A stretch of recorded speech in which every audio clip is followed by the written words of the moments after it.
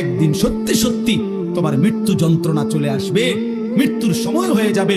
আর প্রত্যেক মানুষের মৃত্যুর সময় সর্বপ্রথম তার একটা মৃত্যুর যন্ত্রণা শুরু হয়, এটারে সাকরাতুল মাউত বলে। এরপরে আজরাইল আইসা মালাকুল মউত তার জান কবজ করে।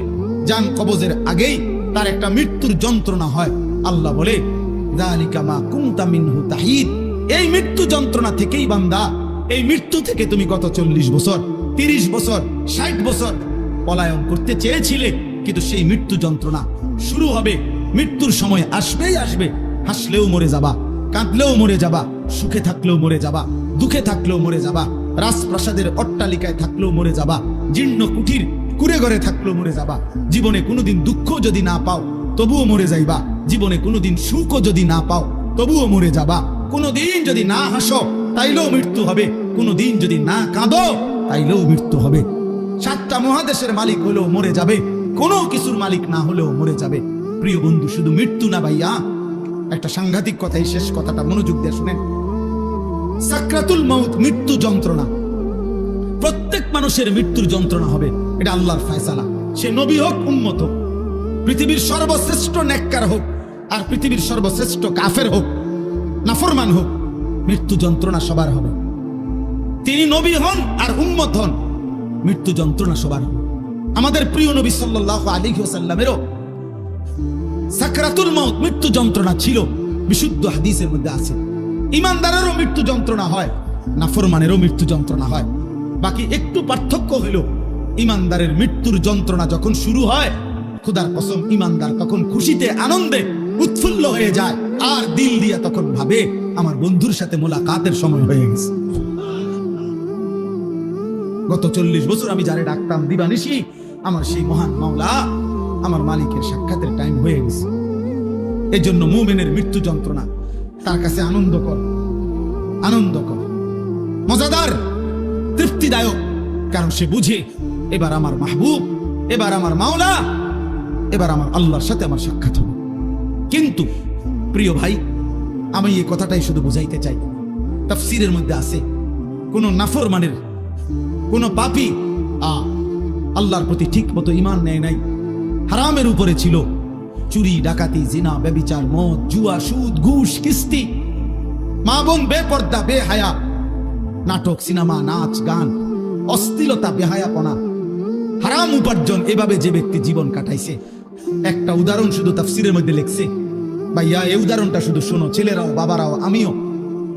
এই পৃথিবীতে যদি কেউ, কিতাবে লিখছে যে 900 বছর একটানা, মনে করেন কেউ পৃথিবীতে হায়াত পাইছে 900 বছর, এই 900 বছর সে আল্লাহর নাফরমানি করছে, আল্লাহর অবাধ্যতা করে গেছে, কিন্তু 900 বছরে 1 সেকেন্ড কোনোদিন তার কষ্ট হয় নাই, কোনোদিন সে কোনো দুঃখ, কষ্ট, বেদনা পায় নাই।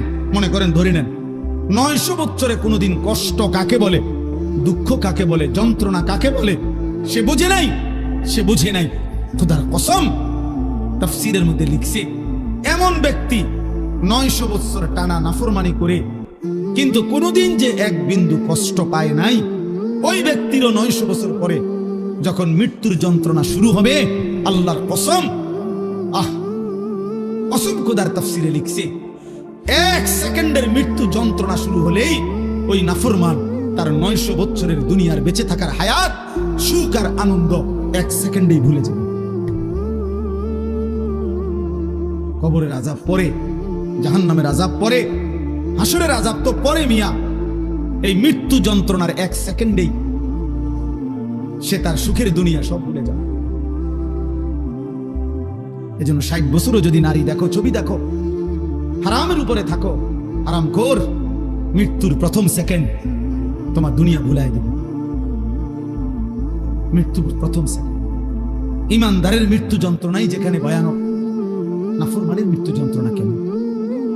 আমার কাছে কিতাব আছে, ওয়াজাআত সাকরাতুল মাউত বিল হক, আরবি কিতাব, এই কিতাবের নামে এটা। ওই কিতাবের মধ্যে লিখছে,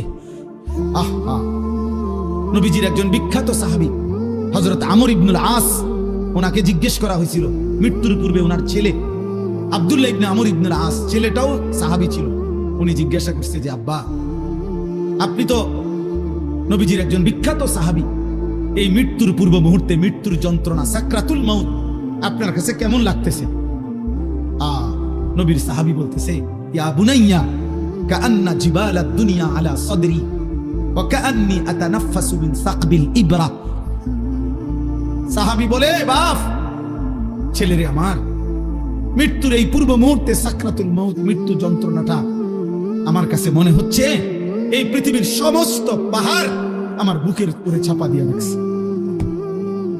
কাআন্না জিবালাদ দুনিয়া আলা সাদরি, আর আমি যেন একটা সুইয়ের ছিদ্র দিয়া, সাকবিল ইবরা, সুইয়ের ছিদ্র দিয়ে আমি যেন নিঃশ্বাস নিতেছি। আমার কাছে মৃত্যু যন্ত্রণা এমন মনে হচ্ছে। হযরত নূহ আলাইহিস সালাম 950 বছর দুনিয়াতে ছিলেন, ঈমানদার নবী। ওই কিতাবে লিখছে, নূহ নবীকে মৃত্যুর পূর্বে জিজ্ঞেস করা হয়েছিল, যখন ওনার মৃত্যু যন্ত্রণা শুরু হয়েছে, ওনারে বলছিল যে, হে নবী নূহ, আপনি দুনিয়াতে কতক্ষণ ছিলেন, কতদিন ছিলেন দুনিয়া? উনি বলছে, আমার মনে হইতেছে এক ব্যক্তির একটা ছোট্ট ঘর ছিল, যেই ঘরের দুইটা দরজা, এক দরজা দিয়ে ঢোকে, আরেক দরজা দিয়ে বাইর হয়। উনি বলেন, আল্লাহর কসম, আমার মনে হয়েছে আমি যেন দুনিয়ার হায়াতে এতটুকু ছিলাম যে এই ব্যক্তির এই ঘরের এই দরজা দিয়ে ঢুকছি আর ওই এই কদ্দুর আমার মনে হইতেছে। অথচ কয় বছর? 60 বছর। উনি বলতেছেন, আমার এখন কখন সাকরাতুল মাউতের সময়।